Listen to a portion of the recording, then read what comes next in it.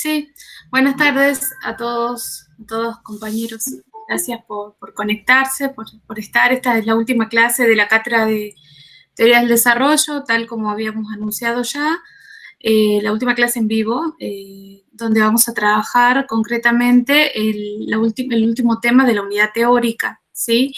Que tenía que ver con pensar un poco la sociedad o algunas posibles reflexiones en relación a la pandemia del coronavirus, que bueno, es un tema que hace rato charlábamos con los compañeros de la cátedra, que es un tema que nos atraviesa a todos, que en todo el mundo ha sucedido, sucede, ¿no? Y nos ha impactado de diferentes formas, desde lo social, lo económico, lo educativo, lo laboral. Entonces, un poco lo que planteamos de la cátedra hoy es poner un poco en discusión este fenómeno que aún todavía lo estamos viviendo, que es la pandemia, poner en discusión algunas reflexiones de María Estela Vampa también, que es el texto obligatorio que está en la tercera unidad, y después, en el último trayecto de la clase, queremos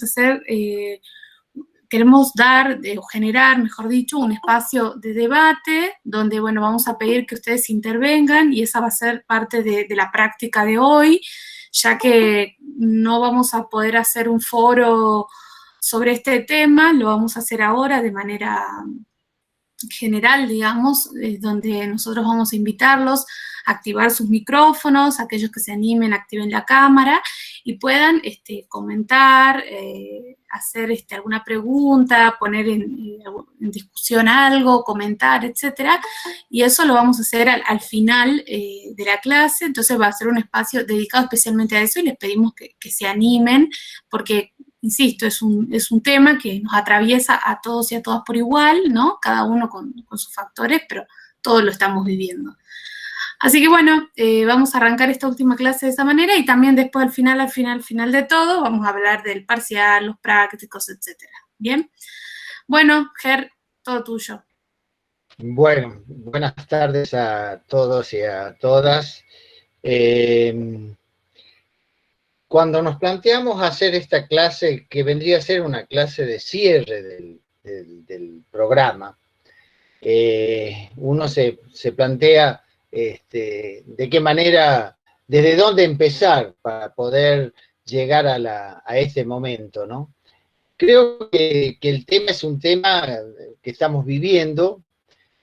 ¿Por qué se lo introduce o por qué se coloca este tema de tanta actualidad y de tantas definiciones e indefiniciones? ¿Por qué se lo coloca? Y porque creo que de alguna manera es una inflexión en lo que venía pasando no solamente en la Argentina, sino en el mundo. Yo creo que hay diríamos, un problema que involucra a todos los estados, desde los más poderosos a los más subdesarrollados. Es un problema que por primera vez afecta a todo el mundo, y espero que ustedes no vuelvan a vivir otra pandemia, pero cuando ustedes sean ya viejitos o viejitas, dirán, porque yo viví una pandemia, y ustedes, y a los nietos le dirán ustedes, yo viví una pandemia, y ustedes no saben lo que es una pandemia, entonces les contarán cosas vividas y cosas creadas por su propia información, y entonces me parece que es un momento que uno tiene que aprovechar, ¿no? Es lo mismo que los países cuando vivieron situaciones catastróficas como fueron, qué sé yo, la terminación de la Segunda Guerra Mundial, era como la gran pregunta era qué hacer, digamos. Bueno, ¿qué hacemos ahora? ¿Cómo nos reorganizamos como sociedades? Seguramente aparecerán y aparecen, como aparecen hoy, grandes debates, ¿no? ¿Hacia dónde vamos? ¿Qué sociedad vamos a construir después de la pandemia? Y bueno, creo que para poder pensar qué sociedad vamos a construir después de la pandemia, creo que me parece importante tratar de ver de qué sociedad venimos, ¿no? No sé si es conveniente que apague la la cámara por si se corta la voz o si la voz está saliendo bien, Sí, justo María. eso te iba a pedir porque por momentos se quiere cortar, así que mejor si lo desactivas. Bueno, dejo de verlos, aunque yo siempre veo algunas fotos y algunas letras nada más. Bueno, entonces decíamos, ¿de dónde venimos? Y creo que es conveniente tener en cuenta que a partir de lo que hemos venido trabajando en otros momentos, diríamos que la etapa contemporánea, lo que se ha vivido fundamentalmente a partir de los mediados de los 70, pero con mucha mayor intensidad en los 80 y en los 90, es un cambio en digamos, en la estructura y funcionamiento de las sociedades occidentales, muchas de las cuales, como resultado de la Segunda Guerra Mundial, como la finalización y la reconstrucción europea, habían comenzado, diríamos, se habían organizado como sociedades a partir de una base de participación del Estado en esa reconstrucción y con una organización y una estructura social que tenía una base de solidaridad que permitía que muchas de las políticas que se ejecutaban tuvieran una aceptación digamos, y un compromiso de la sociedad, ¿no? Eso lo hemos conversado. A partir de la crisis de los 70 y con mayor intensidad ya en los años 80 y 90, como resultado también de los cambios que se van dando en el funcionamiento del capitalismo, el surgimiento de nuevos actores como el capitalismo financiero y todo lo demás, vemos que el mundo empieza a producir una transformación que tiene como uno de sus objetivos desarmar lo que se había construido durante los 30 años gloriosos que hablamos del desarrollo del estado de bienestar, tratar diríamos, de empezar a limitar algunos de los derechos universales que se habían logrado, que tenían que ver con la salud, con la educación, con la vivienda, con las jubilaciones, con las prestaciones de distinto tipo, ¿no? ¿Cuál era, diríamos, el objetivo de desarmar esta estructura que se había construido? Era reducir la participación del Estado y fundamentalmente reducir también los gastos que toda esa política social generaba sobre las sociedades. El hecho de que sea el capitalismo financiero, o sea, la filosofía del capitalismo financiero, porque uno a veces cuando dice esto parece que estamos hablando solamente de los bancos y de los sujetos, sino que hay toda una filosofía. ¿Cuál es diríamos, el objetivo de un banco o del capitalismo financiero en general? Es lograr los mayores niveles de ganancia a partir de su lógica de funcionamiento. Lo decíamos, creo que en la última clase, en las sociedades industriales las ganancias provenían de la producción. Por lo tanto, mientras más bienes se producían, más bienes se comercializaban, la empresa tenía más ganancias y esas ganancias mejoraban a su vez las condiciones de trabajo en muchos casos y mejoraban también el cambio tecnológico, etcétera, etcétera. El capitalismo financiero no genera sus ganancias, no provienen de la producción, o por lo menos de la producción de manera directa. Y en muchos casos también no provienen de la producción de manera indirecta, sino de las necesidades de financiamiento que tienen tanto los particulares como los estados, ¿no? Es decir, cuando una persona toma un crédito de un banco es porque los recursos que tiene no le alcanzan para cubrir las necesidades de las cosas que tiene que pagar o de las cuestiones que necesita para vivir como familia o como persona.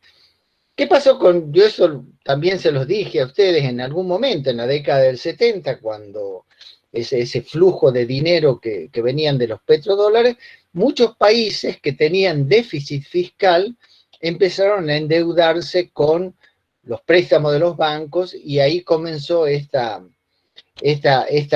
rueda, digamos, que cada vez llevaba a mayor endeudamiento a la mayoría de los países. De hecho, en América Latina, la década de los 80, 90 se la habla como la década perdida, o sea, una década donde no hubo crecimiento ni hubo nada que pudiese servir al funcionamiento de políticas sociales.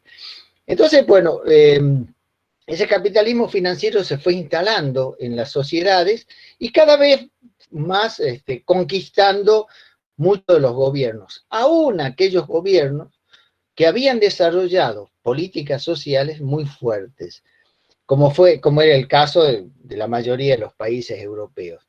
¿De qué manera se podían hacer esos recortes? Esos recortes implicaban e implican la supresión de determinados derechos. Es decir, por ejemplo, la posibilidad de que la empresa pueda despedir a las personas sin tener una ley que lo proteja al trabajador, hace que las empresas se vean beneficiadas y las personas quedan libradas a su suerte, ¿no? Entonces, bueno, hay una serie de cambios que se van produciendo. Esos cambios lograron instalarse en la sociedad sobre la base de un relato, de un discurso. Por eso, cuando se habla de las políticas neoliberales, uno tiene que pensarlas, por un lado, como una filosofía, es decir, una concepción del mundo, por otro lado, como un modelo de funcionamiento de economía de los países, y por otro lado, como, diríamos, una forma de concebir la organización social y el papel de los sujetos en esa organización, ¿no? Es decir, cómo vemos a las personas, ¿sí? Esas personas que en el estado de bienestar se sentían protegidas por las políticas del Estado que le garantizaban la posibilidad de planificar su vida porque sabían que iban a tener la posibilidad de hacerlo, a una sociedad donde esa protección comienza a desaparecer y por lo tanto cada uno tiene que empezar a buscar de qué manera se ubica dentro de la sociedad y dentro del mundo. Eso instala además una búsqueda por lograr los objetivos a cualquier costo, ¿no? Entonces, bueno, decíamos, cuando se instala el capitalismo financiero su riqueza viene solamente de lo que se le puede, digamos, de los intereses que cobran a los países o a las empresas, y entonces digamos, el crecimiento no se da en base a la producción de bienes, sino dineros que se crean, dinero que se inventa, ¿no? Porque eso también lo explicamos en alguna clase, digamos, los bancos uno podría decir, entre comillas, emiten dinero, ¿no? Porque dan préstamos, no sobre la base de lo que tienen como depósito, sino de las proyecciones que tienen a futuro de los ingresos que van a tener, ¿no? Es decir, un fenómeno que se da en la mayoría de los bancos, porque muchas veces se dice, no, los bancos trabajan con los depósitos de la gente. No, a veces los bancos trabajan con un volumen de dinero que no está respaldado exactamente por los depósitos o los plazos fijos que tienen, sino que por las proyecciones económicas que hacen a futuro en función de los ingresos que van a venir de ese manejo financiero. Pero bueno, no entremos en esas cuestiones.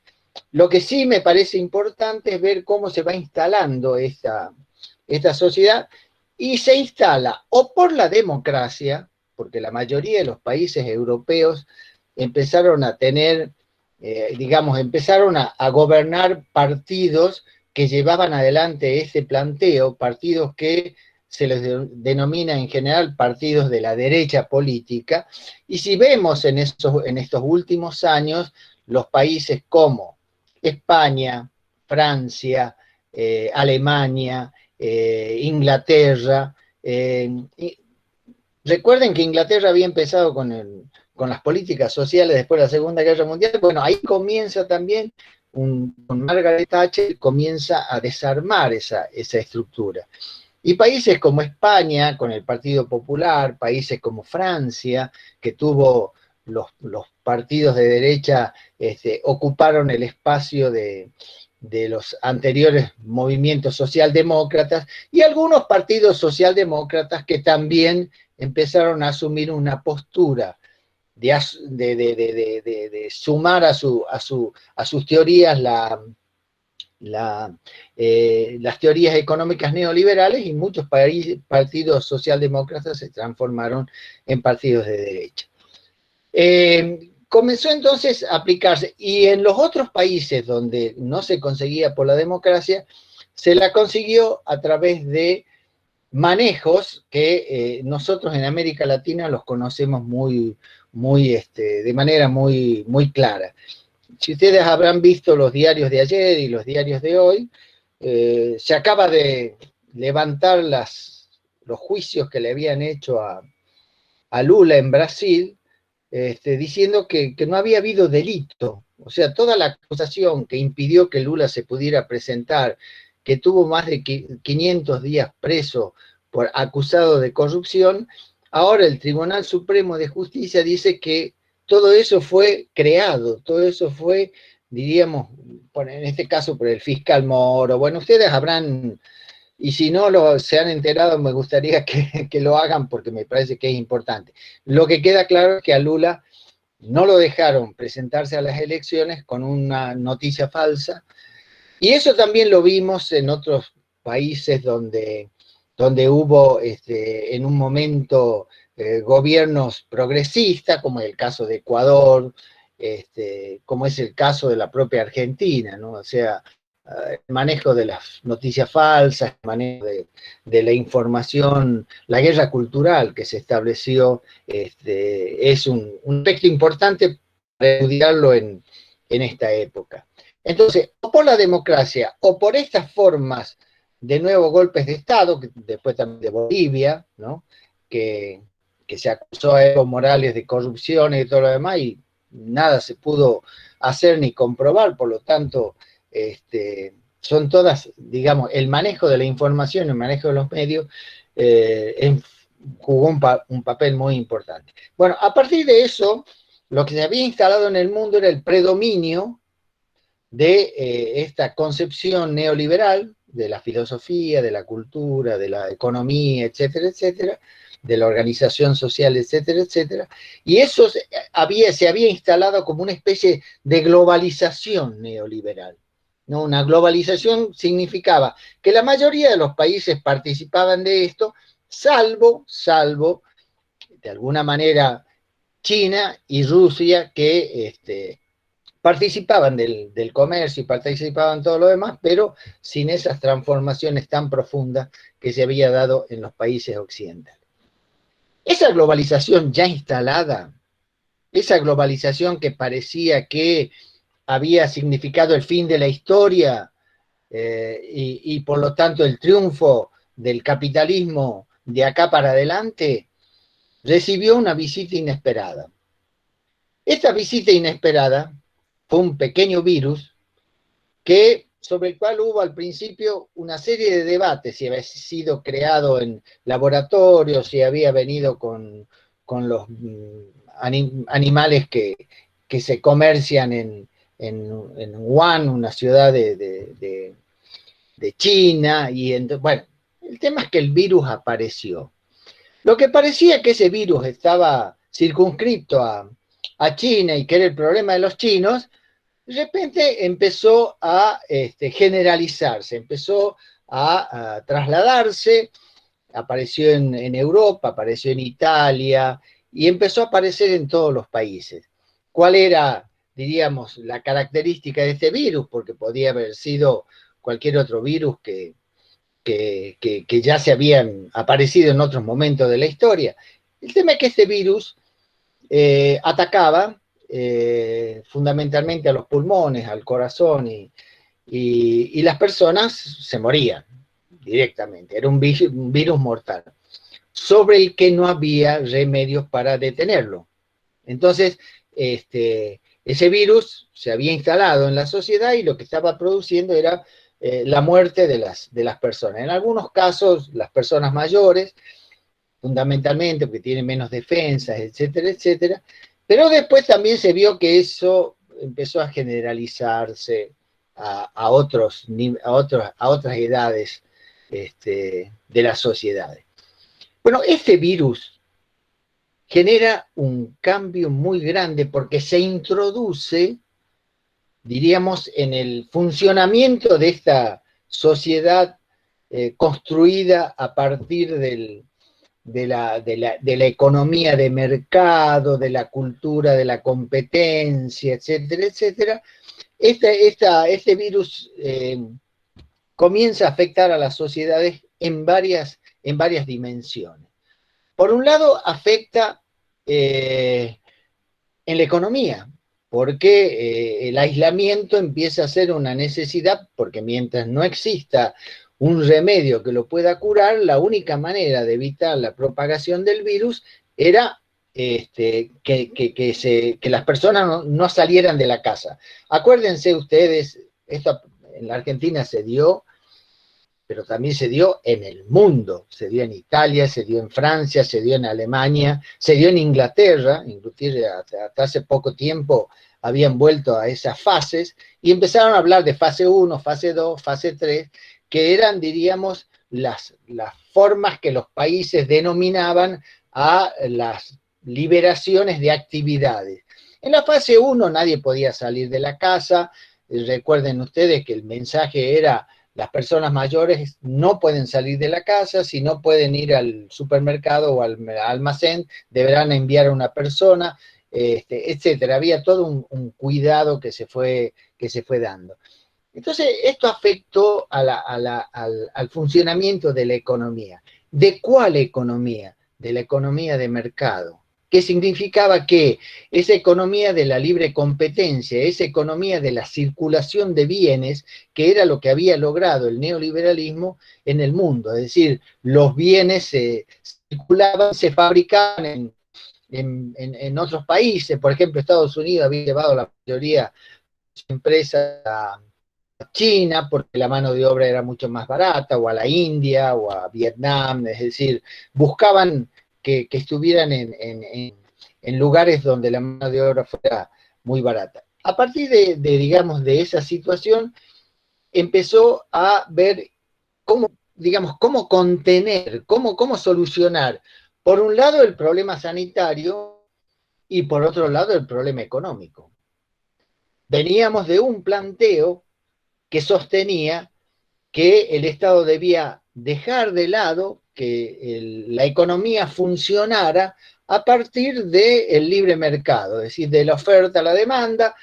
Quien fabricaba más barato vendía más, quien fabricaba más caro vendía menos. Es decir, la economía de mercado se imponía, y esto que les contaba de empresas que se iban a otros lugares, abandonaban los lugares de origen. El caso de Estados Unidos fue muy claro cuando ciudades que eran industriales en Estados Unidos, que fueron industriales a partir de la década del 30, que empezaron su expansión como economía, esas ciudades empezaron a tener crisis, a tener problemas graves porque ya no había empresas y por lo tanto no había trabajo, y eso agravaba la crisis.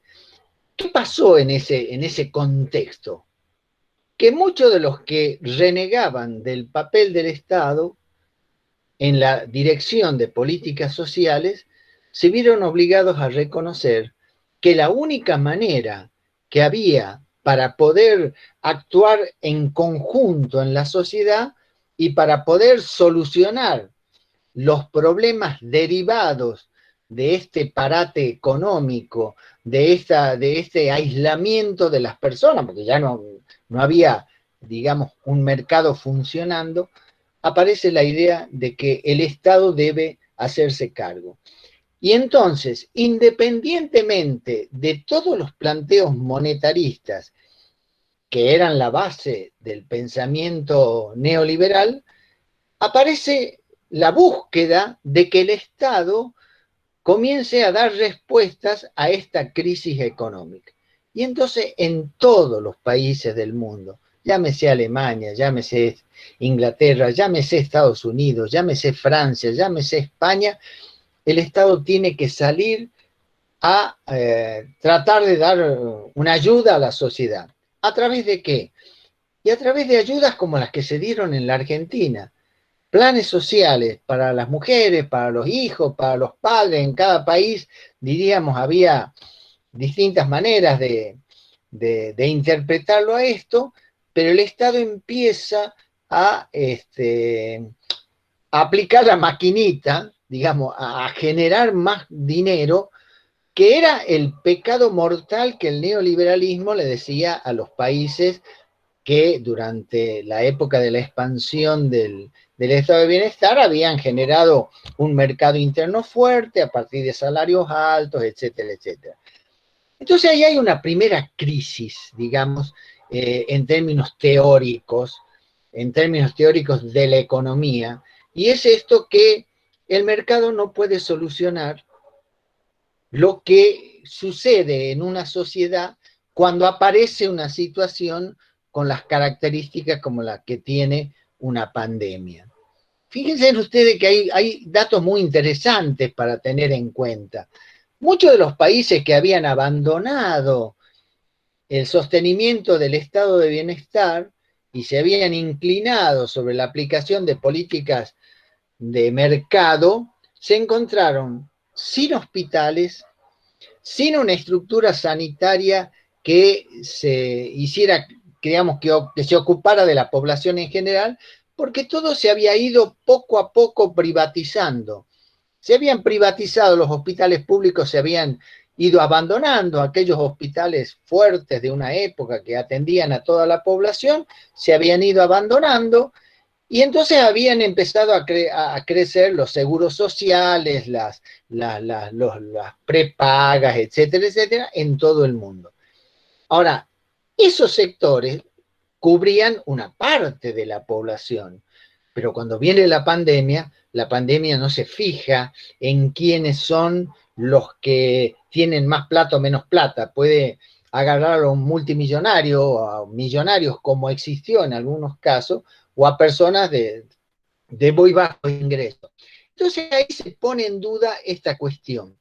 Empezamos a convivir entonces en un escenario donde todos los planteos o los planteos más ortodoxos del neoliberalismo empiezan a tener, digamos, un cuestionamiento a partir de que el Estado tiene que empezar a asumir responsabilidades. Empiezan a darse a la manija, a la emisión de dinero. En el caso de los países que tienen monedas propias como la Argentina, emisión de pesos, y países que no tienen moneda propia, como la Unión Europea, que tiene el euro, las mismas autoridades de la Unión Europea comienzan a permitirle a los países a realizar gastos mucho más allá del control financiero que tenían.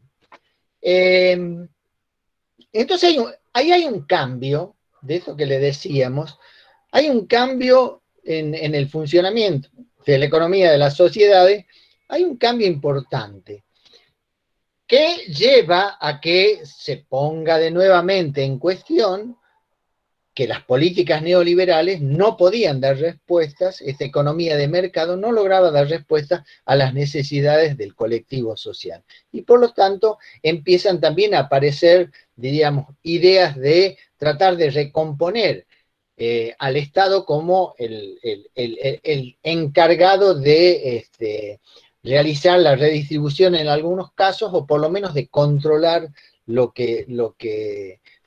funcionamiento de la economía.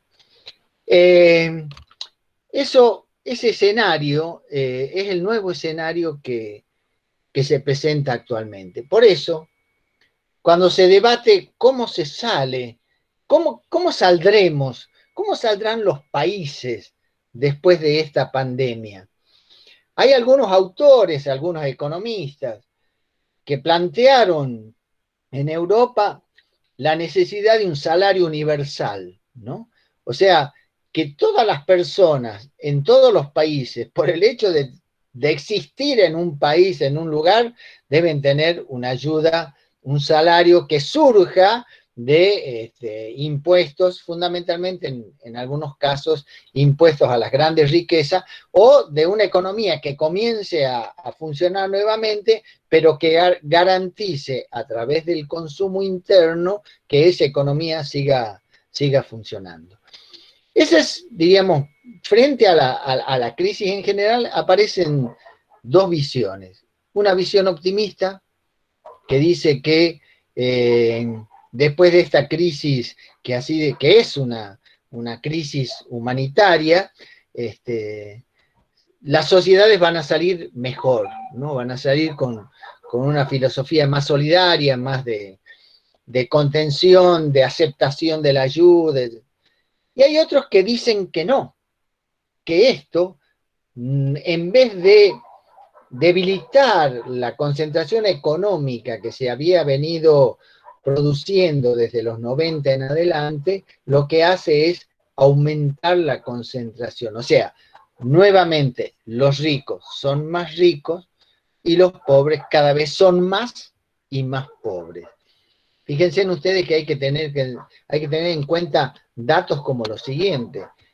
Cuando se detiene el funcionamiento de una economía, por un lado hay un efecto interno, ¿no? Ya se llame en Italia, en España o en la Argentina, hay un efecto interno.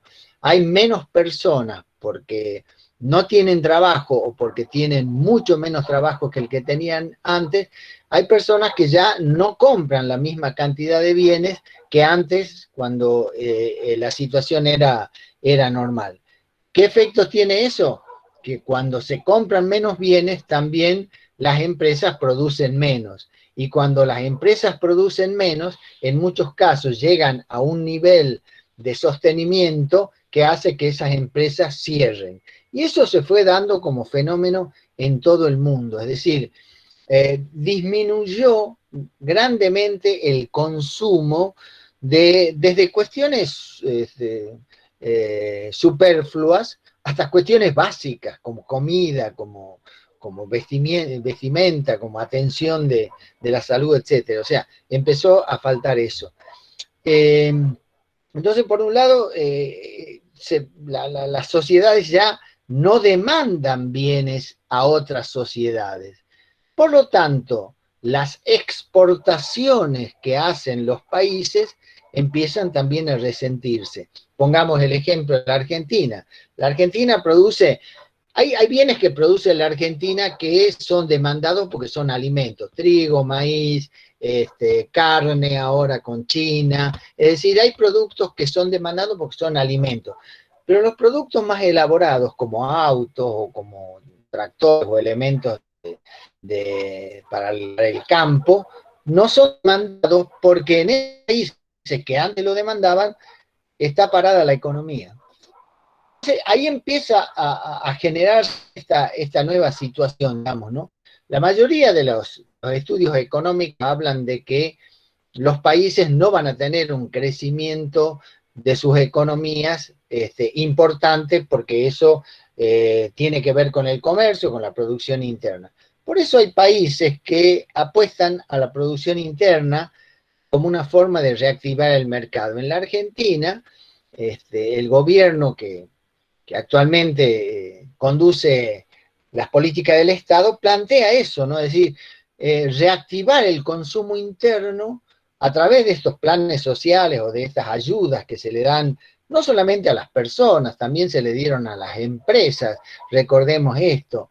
Tratar de que las personas tengan más dinero. Estos días, por ejemplo, no sé si ustedes habrán visto que está en discusión el tema del impuesto a las ganancias, entonces se va a liberar a muchas personas que pagan impuestos a las ganancias, van a dejar de pagar el impuesto a las ganancias.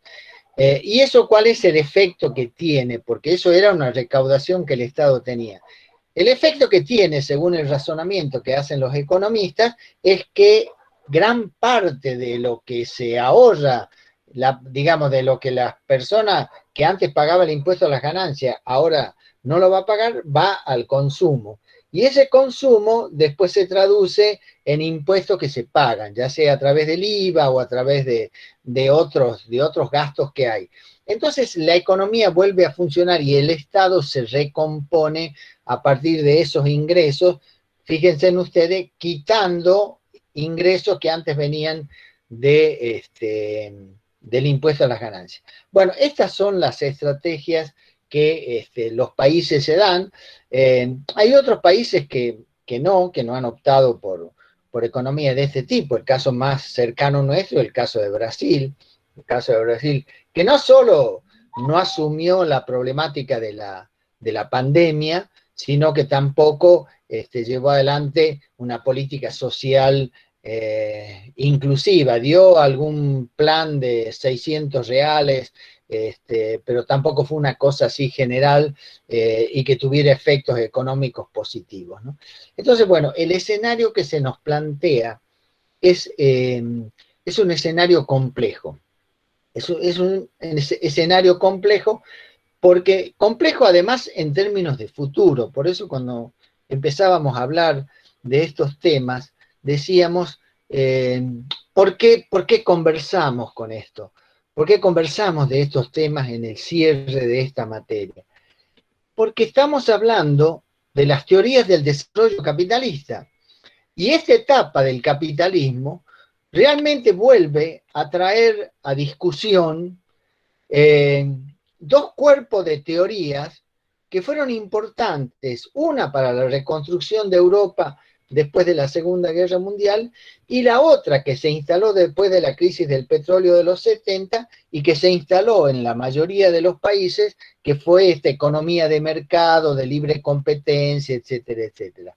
O sea, dos cuerpos de teoría que de repente una aparecía como derrotada totalmente, que era la economía regulada por el Estado, y aparecía el triunfo de la economía de mercado, y de repente surge esta búsqueda, inclusive por los liberales más acérrimos, pidiendo que el Estado atienda las necesidades sociales. Leía que uno de los senadores en Estados Unidos, que es un liberal a ultranza, empieza a plantear que lo que Trump había dicho en las primeras etapas de su gobierno, ¿no?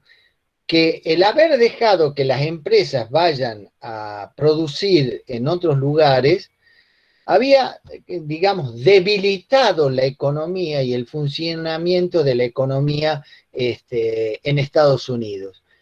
Y que era necesario volver a rescatar esa industrialización que se había trasladado a China, Japón o a Vietnam o a Taiwán, a cualquier lugar donde había mano de obra barata. Eso había terminado afectando la estructura económica de esta gran potencia.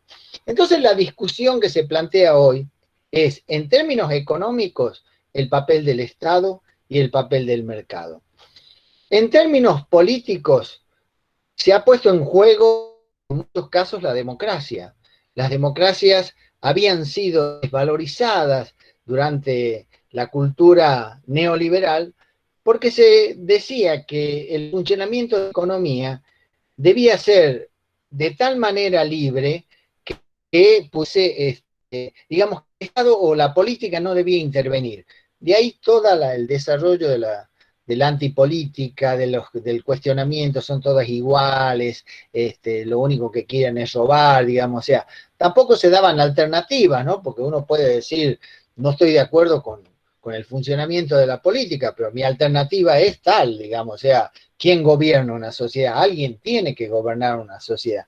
Bueno, el debate político se había degradado mucho en ese sentido, porque era, yo no quiero esto, pero no propongo nada, ¿no? Esa era un poco la cuestión en términos políticos y en algo que se da en Europa. Inclusive las propuestas que vienen a veces vienen de sectores de ultraderecha, como pasó en Estados Unidos cuando tomaron el Capitolio, que andaban buscando a los senadores, en algunos casos hasta para matarlos. Y en Europa el crecimiento de la ultraderecha es también una búsqueda de sistemas autoritarios que pudieran, diríamos, hacerle marcar el paso a la sociedad en función de quienes conducen la política. Entonces, la economía en cuestión, la política en cuestión y también la cultura y también lo social.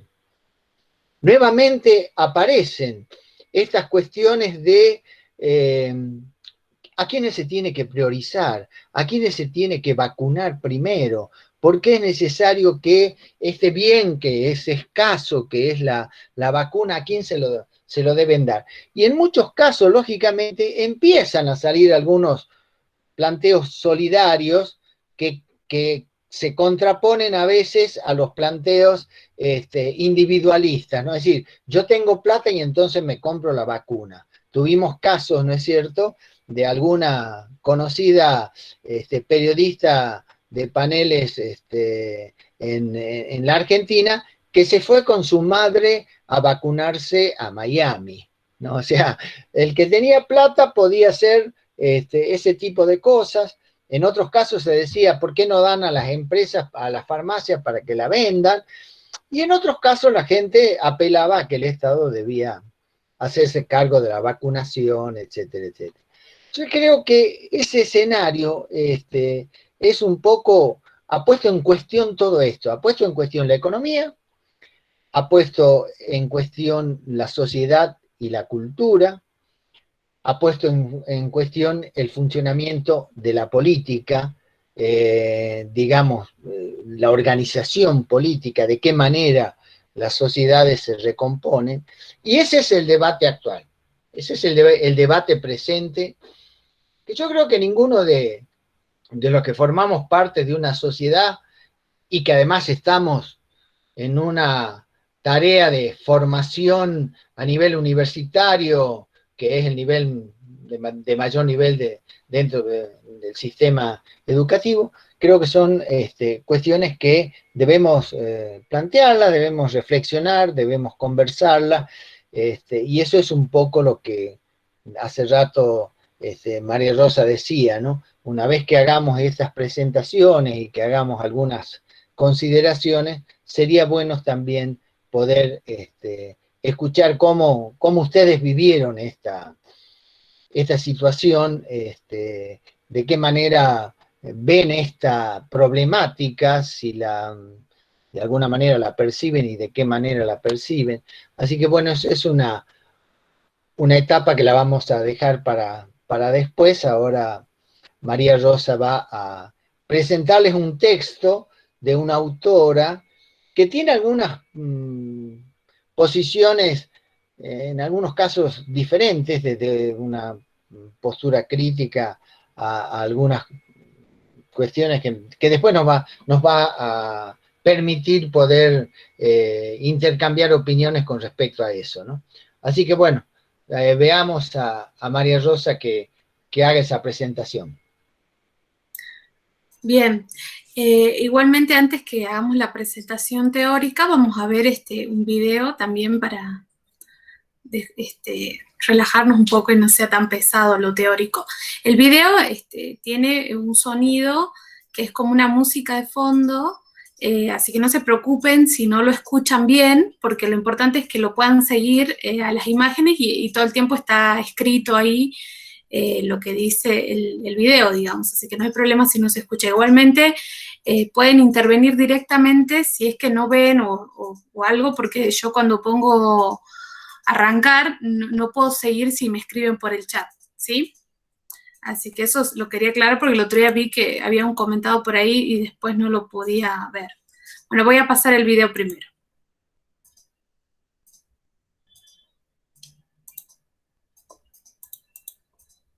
Me avisan cualquier cosa si es que no lo ven o tienen algún problema.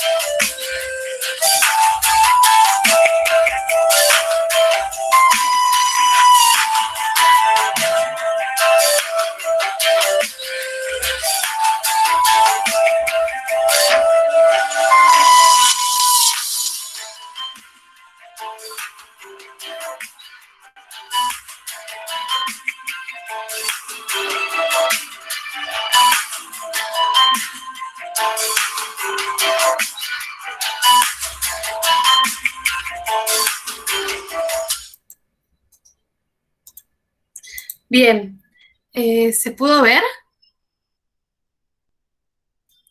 ¿Pudieron seguir el video?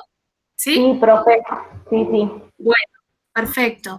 La idea de ver primero el video antes de hacer el desarrollo teórico era más que nada como para volver un poco a la memoria. Seguramente todos y todas los que estuvimos en marzo del año pasado, justamente cuando empezó la pandemia, vimos estas imágenes, ¿no? Porque estos circularon en los medios, en las redes sociales, que era toda una novedad, ¿no? ¿Qué pasaba con el agua, que estaba más limpia, qué pasaba con los animales, ¿no? Quizás en ese momento no le prestamos atención como el impacto que generaba eso, pero el objetivo de pensar estas consecuencias que tuvieron sobre todo los recursos naturales vinculados a la pandemia fue pensar qué hay detrás, ¿no? De más allá de lo que estaba pasando con el virus y la situación sanitaria, que si bien era lo más importante en ese momento, por supuesto, también era poder ver qué otra parte, qué estaba pasando con el mundo en esa otra parte que estaba calmada, donde la gente estaba en aislamiento, ¿no? Entonces, queríamos poner este video para recordar y traer a la memoria un poco eso. Y ahora yo voy a presentar un poco lo que desarrolla María Esteles Vampa, que que ella realiza una reflexión. En realidad es parte de un libro. El libro se llama El colapso ecológico ya llegó, que es un libro que tiene María Esteles Vampa con Enrique Viale, que si bien este libro había sido terminado justamente en febrero del año pasado, lo tuvieron que modificar, agregar algunas cuestiones, porque justo arrancó la pandemia y era un libro que tenía que estar previsto todo esto que estaba pasando, ¿no? Porque justamente ella es una autora, una investigadora argentina y socióloga que viene trabajando la cuestión de la crisis climática. Entonces, el tema del coronavirus era algo que no podía no estar en ese libro, por eso después el libro se publica a mediados de año recién, ¿no? Entonces, el texto que ustedes tienen en la bibliografía obligatoria es parte de una reflexión que arranca justamente en el primer mes de la pandemia, por eso un poco nos vamos a detener en ese momento, que fue cuando en realidad todos y todas nos sentimos de alguna forma impactados por lo que estaba pasando, ¿no? Por esto que decía el Gerardo hace rato, no sabíamos qué era la pandemia muy bien, no sabíamos los alcances del virus, en qué consistía el aislamiento, entonces todo era nuevo, así como también las diferentes dificultades que fuimos atravesando como sociedad en todo el mundo, ¿no? Entonces vamos a detenernos un poco a pensar ese momento de la pandemia, que esto es muy distinto al que vivimos hoy, ¿no? Que ya estamos casi a un año de ese primer momento. Entonces, por eso vamos a trabajar esa primera parte. Bueno, ahora yo voy a proyectar. Recuerden que si por algo no se ve, activen un micrófono y me avisen. Bueno, María Esteles Vampa va a desarrollar este texto y ella justamente lo que hace es, nos propone pensar cómo pensar la sociedad de aquí en más, es decir, cómo salir de esta crisis en la que nos encontramos, qué necesitamos, qué tipo de Estado necesitamos para eso, ¿no? Esto que decía el profe hace rato, cómo discutir la importancia del rol del Estado y de quienes nos gobiernan en estas situaciones de crisis, que muchos de nosotros nunca la hemos vivido antes y que todo era nuevo y que obviamente uno desde su lugar, desde su casa, desde su situación familiar y económica, que quería que alguien legisle, que nos den medidas, que nos den orientaciones.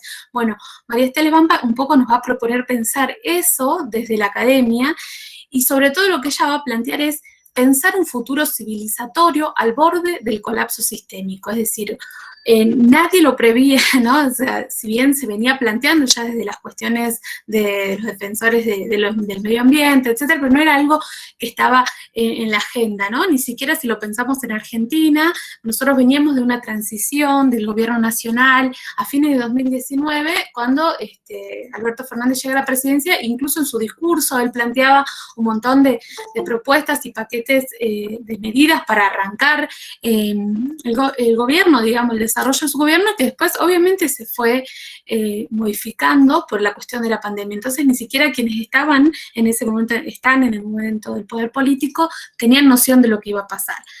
La autora lo que va a proponer es primero armar a modo de diagnóstico un poco la situación. Por un lado ella habla de la vuelta del Estado y sus ambivalencias, teniendo en cuenta el Estado que teníamos durante el gobierno del expresidente Mauricio Macri, que para algunos se denomina restauración, época neoliberal, que tiene diferentes momentos de ese momento histórico, ¿no? Ella va a hablar de una vuelta del Estado, ya que en ese momento hubo una ausencia fuerte, pero también va a hablar de sus ambivalencias, ¿no? Es decir, las contradicciones, las consecuencias de esa vuelta del Estado y de no saber muy bien hacia dónde ir y cuáles eran sus posibles caras, ¿no? Después va a hablar de la crisis como aprendizaje para no caer en falsas soluciones, del ocultamiento de las causas ambientales y la hiperpresencia del discurso bélico, y después va a hablar de horizontes posibles y la gran propuesta que va a tener, en este caso María Esteles Vampa, que es el gran pacto ecosocial y económico, que es un poco también lo que venía planteando el profe, ¿no? Por un lado, entonces, habla de la vuelta del Estado, con dos rostros, dice ella, ¿no? Recuerden que para aquellos que ya cursaron Estado, Poder y Medios, nosotros trabajamos un texto que es el Estado y sus múltiples caras, ¿no? ¿Se acuerdan del texto de O'Donnell? Cuando decía las diferentes perspectivas que podía tener el Estado y en su rol en la sociedad, dependiendo de los diferentes momentos socioeconómicos de donde el Estado esté funcionando, ¿no? tomando ese marco teórico, es que María Esteles Vampa habla de estas dos caras. Por un lado, el retorno del Estado social, donde se plantea una intervención decidida del Estado con todo el paquete de medidas, no solo en Argentina, sino toma el caso de Alemania, de Francia, de Estados Unidos, de España, de cuánto se venía invirtiendo, ¿no? Que fueron como modificaciones de los presupuestos de manera inmediata para que esas medidas puedan de alguna forma acompañar las diferentes crisis económicas, sobre todo económicas que estaba viviendo cada uno de los países. Y por otro lado va a estar el estado de excepción, que ella lo que plantea como estado de excepción es precisamente la expansión de un modelo de vigilancia menos sofisticado, llevado a cabo por las fuerzas de seguridad, que puede golpear aún más a los sectores vulnerables, ¿no? Bueno, ella va a hacer un poco la crítica al Estado ahí. Por un lado, hace como marca un punto a favor, ¿no? Diciendo, bueno, todas las medidas que se tomaron para contener a la sociedad en este momento de crisis, pero por otro lado, habla de ese estado de excepción porque dice que se reproduce un sistema de vigilancia y habla de alguna forma de que los ciudadanos empiezan a ser controlados por las fuerzas de seguridad, por el Estado en sí, digamos, ¿no? Y una de las medidas que va a criticar en algún punto tiene que ver con la medida del aislamiento que nosotros conocemos acá como la famosa cuarentena, ¿no? Esto que no podíamos salir de nuestros hogares, que no se podía ir a la escuela, a la universidad, que no se podía salir a trabajar, excepto que pertenezcas a las áreas especiales, ¿no? Que estaban autorizadas, los permisos de circulación y todo lo que empezó a generarse, por lo menos en todo el mundo, pero concretamente en nuestro país, ¿no? Entonces saber que teníamos que tener un permiso para viajar, para ir en colectivo, para usar el transporte público, incluso para los que viven en Salta Capital, pueden recordar que había controles por todos lados para ingresar al centro, para salir de una localidad a otra, incluso de algunos barrios, ¿no? Entonces, un poco en ese sentido es que María Esteles Vampa va a hacer ese planteo, esa crítica a los modelos de vigilancia, ¿no? Y también se va a plantear y va a preguntarse hasta dónde los estados tienen las espaldas anchas para proseguir en clave de recuperación social, es decir, hasta dónde los estados son posibles de sostener todas estas medidas, tanto de vigilancia como de contención, y cómo eso iba a durar, porque en ese momento no sabíamos si la pandemia iba a durar 1 mes, 2 meses, 3 meses, y ya estamos a casi 1 año, ¿no? Entonces, un poco la pregunta de ella venía como a intervenir en ese sentido. Y también va a decir que la solución va a ser global, ¿no? Y no es que Argentina se va a salvar sola, sino que se necesita de una reformulación radical de las relaciones norte-sur que apunten a la creación de estados nacionales en los cuales lo social, lo ambiental y lo económico aparezcan de manera interconectada y en el centro de la agenda, ¿no? Por otro lado, ella va a plantear que no hay que tomar falsas soluciones, ¿no? Y toma los antecedentes de la crisis del 2008, la crisis global de ese momento, y cómo la reconfiguración de esa crisis fue regresiva, y que en realidad lo que ella plantea es que justamente el 1% de los más ricos pegó un salto y que la brecha de desigualdad creció. Entonces, ella lo que va a decir es que la desigualdad se profundizó en con los planes de ajustes, con la desinversión que hubo en salud, en educación, y eso se produjo en diversos países, ¿no? Entonces, ella toma concretamente ese ejemplo para decir, bueno, no volvamos a repetir los mismos errores. Habla concretamente del caso de América Latina y la desigualdad existente, ¿no? Incluso como muchos autores plantean que América Latina no es la región más pobre, pero sí la más desigual, ¿no? Donde el 20% de la población concentra más del 80% de la riqueza. Entonces, ese dato nos permite pensar en qué sociedad, en qué región estamos viviendo y por qué surgen todos estos comentarios, ¿no? Además, no solo es la más desigual, sino también la más peligrosa en términos de activistas ambientales, ya que hay un dato muy interesante que dice que entre 2016 y 2017, más del 60% de los asesinatos que se realizaron a activistas ambientales fue en América Latina, ¿no? Y también a defensores de derechos humanos, es la zona más insegura para mujeres, ¿no? Con los altos niveles de femicidio, de situaciones de violencia de género, etc. Entonces, todos estos datos sociales nos permiten ubicarnos en una región donde estamos en una situación de desigualdad que se profundiza con la crisis del coronavirus. Ella va a plantear también que en toda esta crisis hay un ocultamiento de las causas ambientales, y lo que va a hacer es hacer una crítica. Justamente, no sé si ustedes recuerdan, pero durante la pandemia, incluso al principio, cuando el presidente de la Argentina casi una vez a la semana o cada 15 días hacía una cadena nacional o daba el informe sobre cómo estaba la cuarentena, cómo estaba la situación de la pandemia en nuestro país, Alberto Fernández planteó esa idea del enemigo invisible, ¿no? Y de alguna forma fue muy criticado, ¿no?, cuando él decía que el virus no iba a nuestras casas, sino que nosotros salíamos a buscar el virus. Entonces, hubo quienes lo criticaron diciendo que el presidente estaba como atacando indirectamente a la sociedad por las acciones que hacía cada uno. Entonces, bueno, hubo toda una discusión alrededor de eso, y por una parte también María Estela Esbampa lo que va a decir es que la idea esa del enemigo invisible, de ese discurso, fomenta la cohesión de una sociedad frente al miedo del contagio y de la muerte, ¿no? Entonces, y que no ayuda a entender de raíz el problema. Ella lo que va a plantear acá es que el enemigo no es el virus en sí mismo, sino aquello que lo ha causado.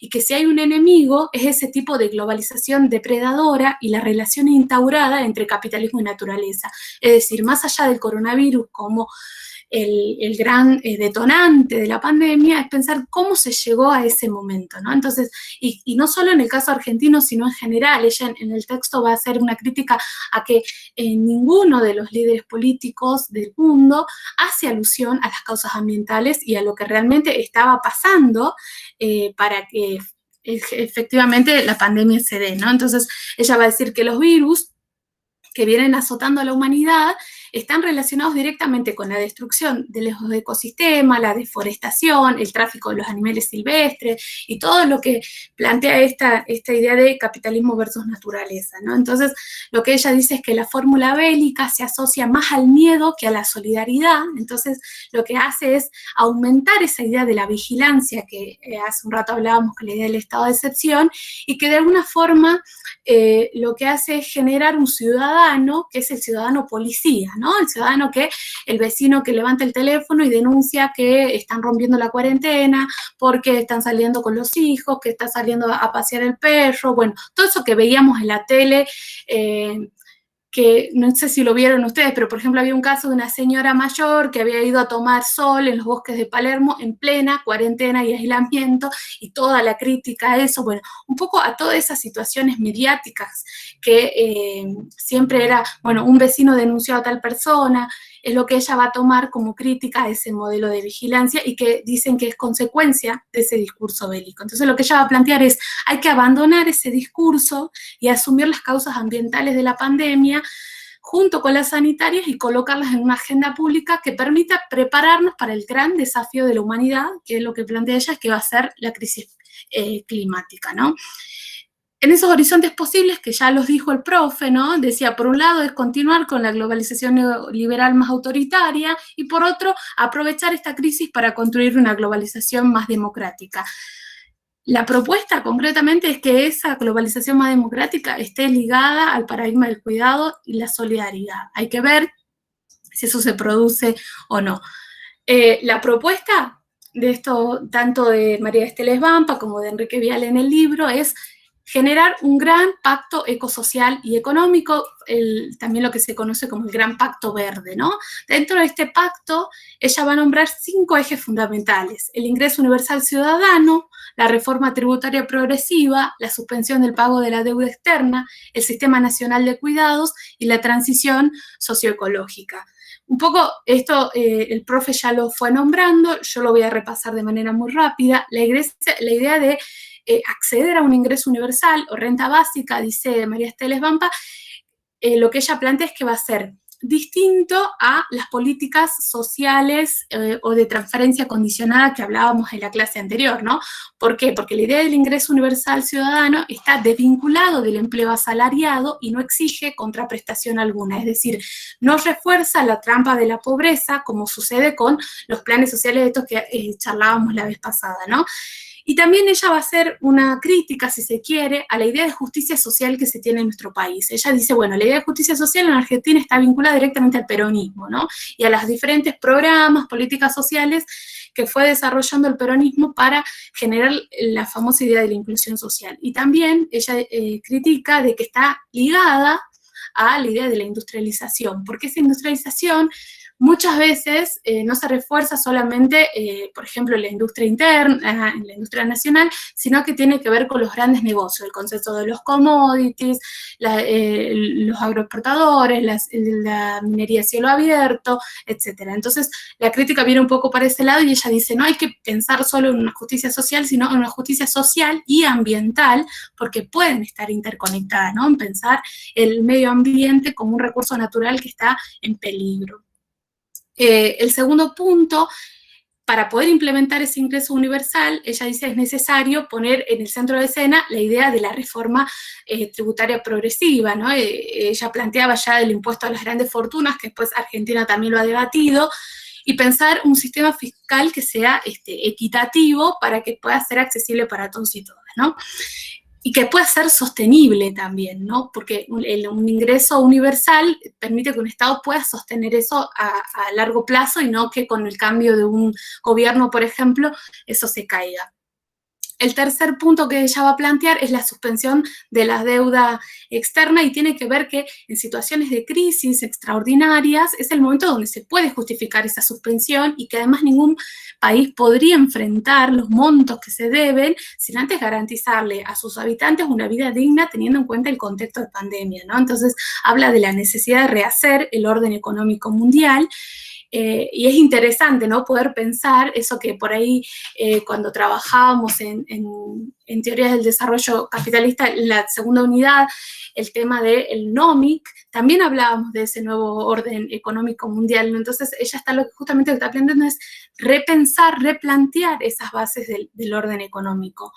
El cuarto punto, y acá me parece que viene como lo más interesante, es bueno, pensar esta sociedad, ¿no? Con todos estos aspectos que ella viene planteando, desde una construcción de sociedad ligada al paradigma del cuidado, es decir, políticas públicas. Y cuando habla de cuidado no se refiere solo a una cuestión doméstica que está planteada desde la economía feminista, sino también a la idea de lo sanitario. Es decir, todo lo que representa, por ejemplo, desde enfermeras, enfermeros, médicos, personal de salud, etcétera. Ella hace una fuerte crítica al estado del sistema de salud argentino, no solo de cómo quedó con la expresidenta anterior, cuando Mauricio Macri habría eliminado el Ministerio de Salud y todo el desfinanciamiento que hubo en ese momento, sino también a después cómo esos trabajadores fueron tratados, teniendo en cuenta que sí, son esenciales y deberían ser uno de los mejores, el sector de los mejores pagados también, ¿no? Ella hace como una crítica en ese sentido. Y ella plantea que es necesario implementar un sistema nacional público de cuidados que esté destinado a atender las necesidades de las personas mayores en situación de dependencia, niños y niñas, personas con discapacidad. ¿Y esto por qué viene? Porque justamente la pandemia ha generado todo atravesado por las nuevas tecnologías, el teletrabajo, la teleeducación, etcétera, donde las mujeres, sobre todo las mujeres, fueron las más afectadas porque una mujer, por ejemplo, que era, no sé, es maestra, también tiene hijos, también tiene una madre que cuidar, entonces, más allá de todas las actividades del hogar que tenía que hacer, también tenía que conectarse, dar clases, pasaba lo mismo con los estudiantes, digo, ¿no? Sigue pasando un poco, pero en ese momento aún más, ¿no? En la situación de confinamiento. Entonces, esta idea del Sistema Nacional Público de Cuidados lo plantea justamente para que el paradigma esté atravesado por esa desigualdad de género existente, no solo en nuestro país, sino en el mundo. Y el quinto punto es la transición, ¿no? Ella dice, no podemos invisibilizar más los debates sobre la crisis ecológica y el colapso climático. Es momento que Argentina comience una transición socioecológica, es decir, una salida ordenada y progresiva del modelo productivo netamente extractivista, que es un poco la crítica. Ella va a apuntar a pensar transición y transformación basado en energías limpias y renovables. En definitiva, lo que hace la autora es plantear una nueva agenda nacional y global, plantea también la posibilidad de pensar soluciones, si no se puede una solución global, una solución regional, mediante la unificación de intereses y planteos con los países de la región, y que estén orientadas a la idea de la transición justa, ¿no? Y esa idea de la transición justa es construir justamente un diálogo norte-sur donde se plantea la solidaridad y la igualdad como principales ejes para sostener todo eso, ¿no? Lo que dice es, no será nada fácil, pero tampoco es imposible. Es importante reconciliarnos con la naturaleza, reconstruir con ella y con nosotros mismos un vínculo de vida y no de destrucción, ¿no? Entonces, vamos a ver que la autora lo que hace durante todo el texto es justamente plantear las diferentes problemáticas que se fueron dando en todo el mundo vinculado a la cuestión climática, y no solo pensarlo al virus, sino también a cómo se llegó a ese momento. Y finalmente lo que dice es que el debate y la instalación de una agenda de transición justa es lo que puede convertir una gran bandera que no solo va a permitir salir de esta crisis que generó la pandemia del COVID, sino también salir de la narrativa colapsista y distópica que prevalece en ciertas izquierdas y la persistente ceguera epistémica de tantos progresismos desarrollistas, ¿no? Es como, bueno, es como mover un poco el avispero, por decirlo de alguna forma, y empezar a ver el mundo de otra forma, aprovechar esta crisis, aprovechar este momento que está viviendo la sociedad para pensar en un proceso de liberación cognitiva, ¿no? Que la pandemia del coronavirus nos permita eso, y sobre todo retomar las viejas luchas con las nuevas demandas para pensar una sociedad más igualitaria, donde se atraviesen lo social, lo ético, lo feminista y lo ecologista, que por lo general quedaba fuera de estas agendas públicas y políticas. Un poco eso es lo que plantea María Estela Desvampa en su texto, y viene a complementar un poco lo que veníamos charlando, lo que venía planteando el profe en esta introducción a la última clase de la cátedra. Y bueno, un poco lo que nosotros queríamos proponerles también era ver si hay, cómo lo vivieron ustedes, que si esto un poco de todo lo que venimos planteando nosotros, tanto de cómo se fue dando la situación de la pandemia en nuestro país, las diferentes consecuencias, el tema ambiental, el tema económico, las diferentes políticas que fueron surgiendo, cómo ustedes lo fueron viviendo desde sus propios lugares, y qué reflexión o qué comentario pueden hacer al respecto. Así que ahora los invitamos a abrir los micrófonos, las cámaras, los que se animen, sino que sean los micrófonos, y contarnos y comentarnos qué de todo esto que les dijimos los impacta un poco.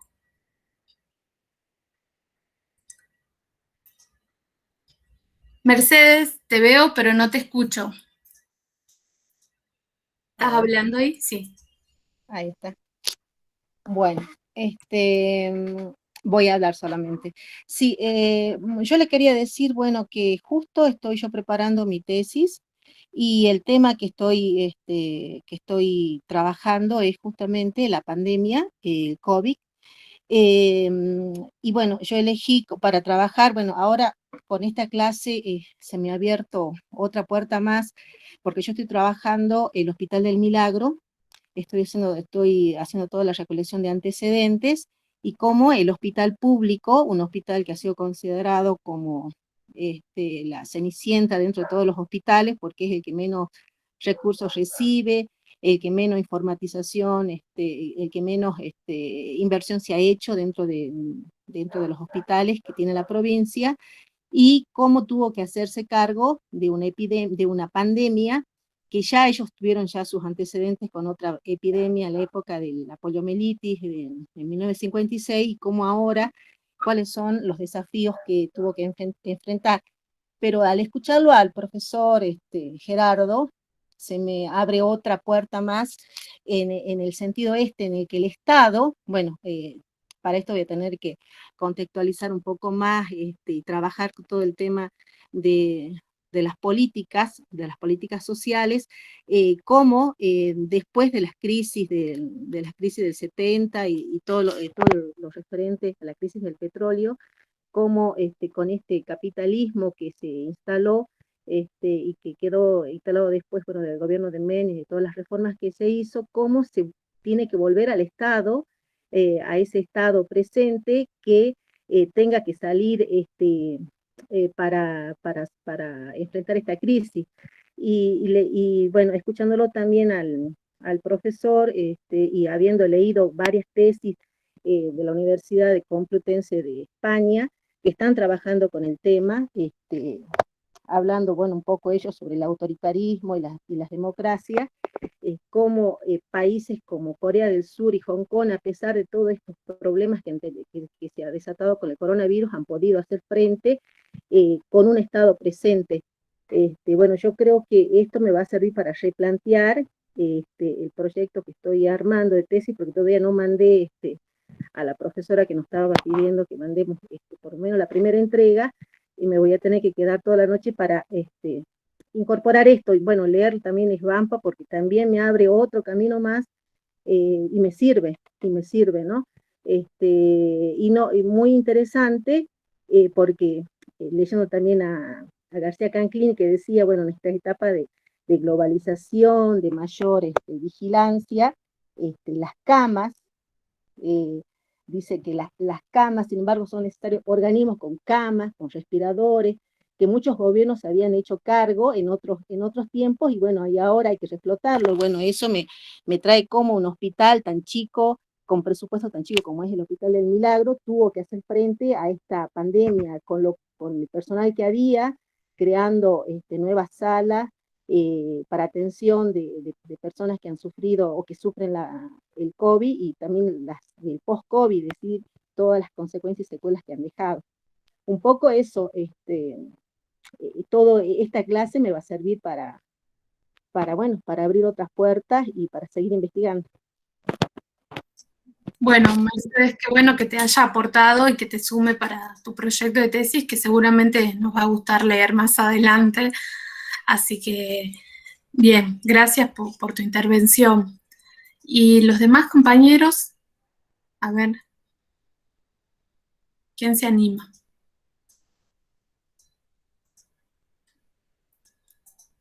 Mucho silencio. Buenas tardes, profe. Ahí está Sol, te escuchamos. Sí, fue raro al principio porque nos encontrábamos en la incertidumbre de qué iba a pasar. Mi nene comenzaba la salita de 4 y fue esa semana, y después la próxima, ya que se quedaba la jornada completa, no volvía más. Fue un trabajo triple lo mío, porque mi mamá es docente. Mi mamá se jubilaba justamente el año pasado, y por pandemia no pudo, por el tema del ANSES y muchas cosas más. Sigue trabajando hasta el día de hoy porque no puede obtener su jubilación. Y fue triple porque ella no tenía ni idea sobre manejar una plataforma, no sabía nada, así que yo me tenía que sentar con ella, con la escuela virtual de mi hijo y con las clases mías de la universidad. La verdad que fue muy loco.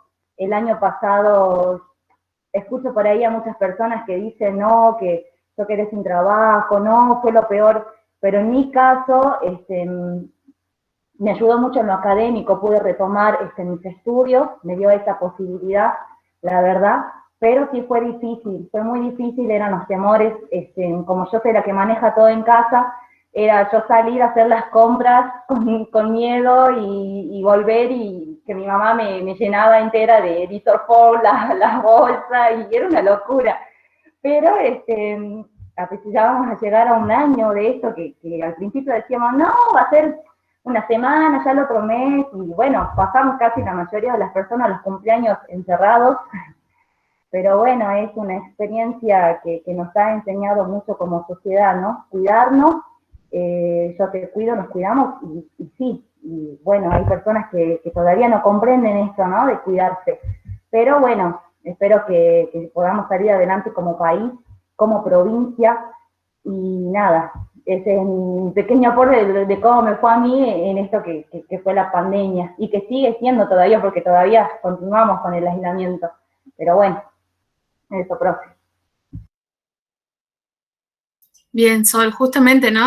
La problemática que plantea ella es justamente lo que Svampa habla cuando habla del sistema de cuidados, ¿no? Pensar el paradigma del cuidado y la desigualdad de género los hogares, sobre todo en los más vulnerables, nos hace pensar esas situaciones que seguramente muchas mujeres y que están acá también, estudiantes, deben haber pasado por eso. Así que bueno, a ver quién más se anima a hacer un comentario,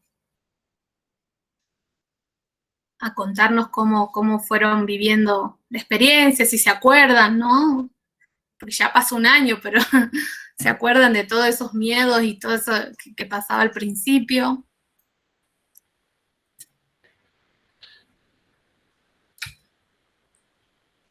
Yo creo que todos y todas tienen alguna experiencia cercana, medianamente cercana, de personas que tuvieron el COVID, en algunos casos de manera muy suave y en otros casos de manera mucho más problemática.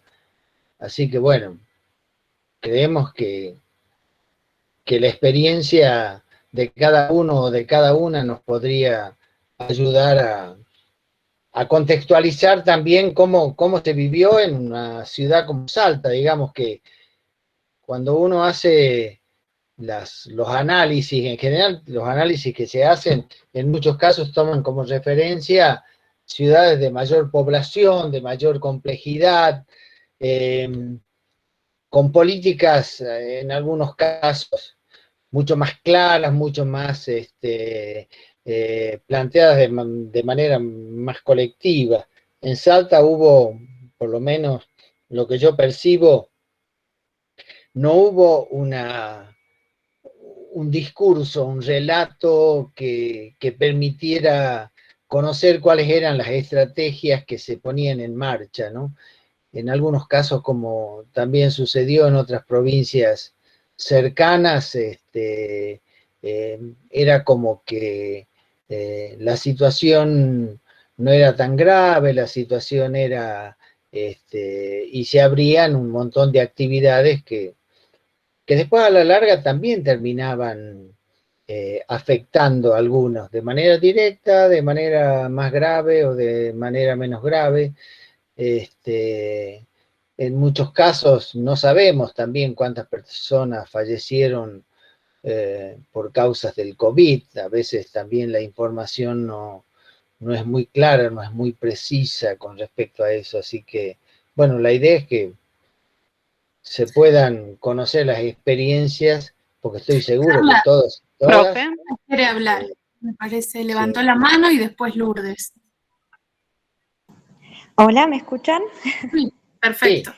Bueno, estoy aquí en el trabajo yo ahora, por eso salí un ratito para poder comentar esto. Bueno, a mí, aparte, digamos, de las experiencias que le pasó a varios, que creo que el hecho de ser maestra, de cuidar a algún mayor de edad, porque bueno, porque te dicen, bueno, porque vos sos joven, por esto, por aquello, y de hacer muchas actividades a la par de esta manera nueva que era la virtualidad, también no, me sucedió una experiencia particular, que por ejemplo yo dentro de mi lugar de trabajo, al ser joven, era como que me exigían que yo tenía que venir a trabajar dejando todo de lado, cambiando los horarios, por ejemplo, si bien yo trabajo por la tarde, me hacían venir por la mañana, cambiar todo por esto, que las personas de mayor edad no podían venir, entonces obligarte de alguna manera a cambiar toda tu rutina,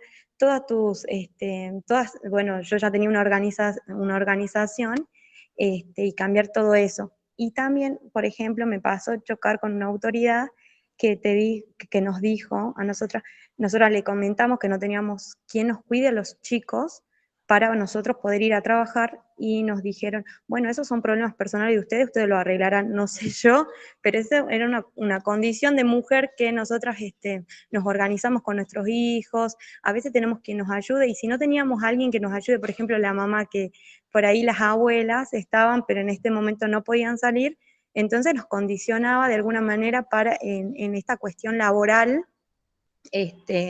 para poder cumplir, digamos, de alguna manera nuestras obligaciones, ¿no?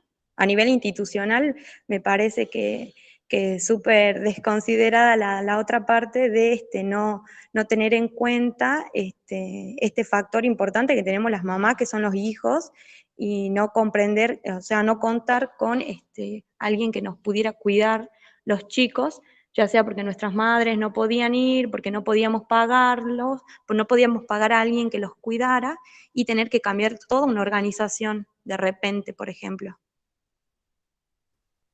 Bien, gracias, Carla. ¿Lourdes? Yo quería comentar un poco, justo el profe decía, ver o analizar cómo estaba la provincia, ¿no? A mí me tocó de que mi papá es policía y me acuerdo que en las noticias salía de que ellos eran los que más cuidado estaban, de que no iban a tener COVID, y a la semana pasó que en la Policía Central cayó la mayoría de los policías. Obviamente no los cuidaron cuando solamente le daban unos guantes que ni siquiera llegaban a cubrir. Dijeron que iban a mermar la cantidad de policías para hacer el cuidado de la zona y tampoco lo hicieron. Hacían ir a gente que tenía COVID para trabajar, y aún así no les creían que tenían COVID, los hacían ir a trabajar igual. De hecho, falleció la jefa de la Policía Central y también, bueno, eso también es una línea de cómo fueron los cuidados, ¿no? De hecho, también mi mamá es docente y tuvo que tener, porque mi papá tuvo COVID, ¿no? Tuvo que hacer 1000 trámites para que le pudieran dar. ¿Se me escucha ahí? Se escucha, sí se Ay, escucha. perdón, tiene el trabajo. Perdón, tiene el trabajo. O sea, fueron malos manejos. Eso es lo que vi, tanto en educación como en la policía, malos manejos para quienes tuvieron el COVID y para los que lo tuvieron que cuidar.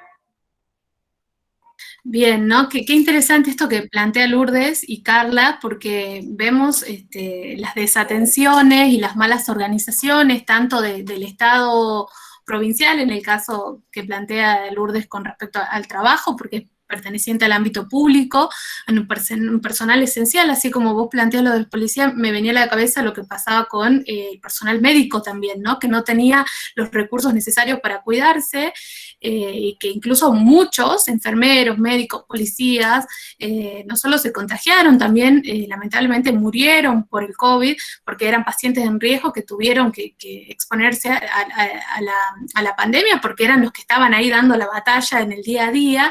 Y también esta situación del privado, ¿no? No sé dónde trabaja Carla, pero digo, más allá del lugar de donde ella trabaje, digo, el ámbito privado también ha tenido como esa desatención, ¿no? Bueno, vos sos joven, tenés que venir, no estás como en riesgo como los pacientes, como los trabajadores adultos, pero sin considerar todo lo que estaba pasando también los trabajadores jóvenes, ¿no? Digo, qué les pasaba en las casas, qué pasaba con la economía familiar, con los cuidados en los hogares, ¿no? Entonces, acá vemos dos situaciones similares que nos hacen plantear esas ideas de Estado, ¿no? Que hablaba María Esteles Vampa del Estado protector, del Estado de excepción, para ver qué mal hubo un manejo totalmente, ¿cómo explicarlo? En una podemos decir espontáneo, pero también, digo, hay muchas cuestiones que se han mantenido, ¿no? No sé qué opinas vos, Gerardo, porque se planteaban políticas y después en el día a día no eran tan así. Sí, yo lo que creo es que de alguna manera en todas esas acciones está presente la cosmovisión que se tiene de la sociedad, ¿no?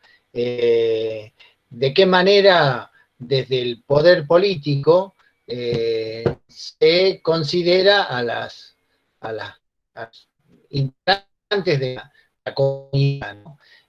Yo creo que hubo provincias que trabajaron muy bien el tema, que hicieron, digamos, que generaban acciones o estrategias tendientes a evitar la propagación, establecer sistemas de cuidado, etcétera, ¿no? Hubo otras provincias, entre las cuales creo que estuvo la nuestra, que en realidad no hubo así esa descripción de cuáles eran los pasos a seguir y cuál era el objetivo final. No eran por ahí, digamos, noticias un tanto aisladas, ¿no? cosa que también sucedió con las vacunas, ¿no? Tampoco las vacunas, por ejemplo, hubo provincias donde se organizaron la distribución de las vacunas muy bien, y acá en Salta, yo por ejemplo, todavía no me pude vacunar porque si bien yo tuve COVID y mis defensas fueron altas, son altas, necesito una dosis de vacuna.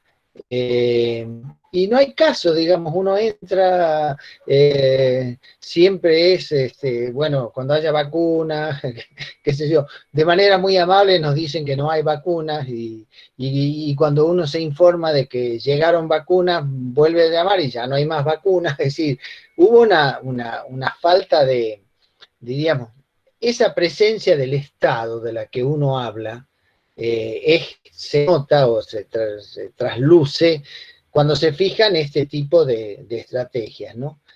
Hoy estaba viendo en los noticieros de televisión lo que pasó en la ciudad de Buenos Aires con las personas mayores de 70 o de 80 años, que de repente no había una información clara de cómo se iba a hacer, se los convocó a Luna Park y a la cancha de San Lorenzo y a algunos lugares, y hubo gente mayor que tiene a veces hasta dificultades de movimiento, que hacía 2 horas que estaban esperando que los llamaran, ¿no? Y hubo otros lugares donde las personas tenían turno y iban a la hora del turno y se los vacunaba, digamos, o sea, una cuestión de logística, de organización, de pensar con los recursos grandes o menores, con mucho o poco, cómo organizarse, ¿no? Al principio se dijo inclusive que iban a participar fuerzas del ejército en la ayuda y en los centros de vacunación, y eso de repente quedó en el aire, nunca más se volvió a hablar. Bueno, eso, a ver, sacando la anécdota y yendo un poco a las cuestiones más teóricas, que es lo que uno tiene que analizar, digamos. El papel del Estado depende, diríamos, de la filosofía de quien conduce, la fuerza política que sea, que conduce las instituciones, ¿no? Entonces, el planificar o el organizar no es un patrimonio, no es una fórmula que uno puede usarla para todos los lugares lo mismo. No, acá en Salta había lugares como Targal, como Orán, que tenían problemas bastante graves de generalización de las enfermedades, que tampoco uno escuchaba que hubiese una estrategia de ver cómo encararlo, no solamente era la imposibilidad de moverse, ¿no? Si uno no se podía mover, pero cómo solucionar esa situación. Acá hubo circulando la noticia de que era necesario tomar lavandina para curarse, y tampoco había una voz clara que dijera, guarda, tomás lavandina, te morís, digamos, o sea, así de sencillo, o sea, ese es el papel del Estado y esa es la discusión. Por eso es interesante que todas estas experiencias personales ustedes puedan también conceptualizarla cuando lean a Maricela Svampa o cualquier autor que va a tratar este tema. De estas cuestiones, para prepararse bien, yo les recomiendo, hay muchos videos que se han producido en el mundo, no solamente en el caso de la Argentina. Me parece que la información es una herramienta fundamental, ¿no? Y para poder entender esto, para poder comprenderlo, creo que hay que apelar a esa información. Así que creo que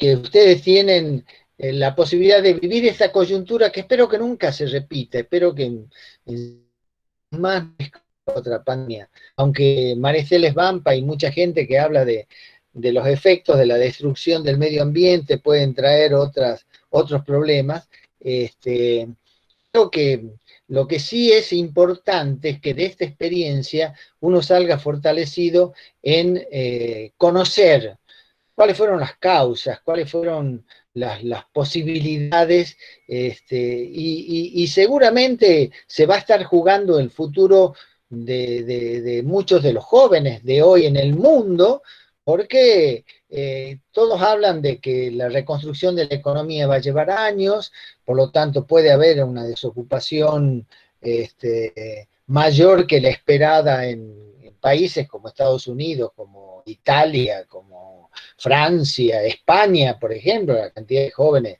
que están sin trabajo, Inglaterra misma, digamos, es un escenario que requiere una profundización, pero ya por una cuestión vital de ustedes, ¿no? O sea, como jóvenes que se van a enfrentar a ese futuro, porque después uno dirá, y bueno, pero no hay trabajo, y sí, la economía va a tener que volver a funcionar, y a veces el Estado tiene una estrategia fundamental. Fíjense en ustedes que cuando el Estado actúa, ¿no?, y da ayudas, aparece el discurso de la vagancia, ¿no? Bueno, claro, todos quieren vivir de planes sociales, todos quieren no laburar, etcétera, etcétera. Como si un plan social permitiera a veces cubrir las necesidades básicas. En general, los planes sociales cubren cosas menos, digamos, no cubren todas las necesidades. Entonces, bueno, también repensar ese discurso, ¿no? Repensar esa cuestión. Cuando el Estado no actúa,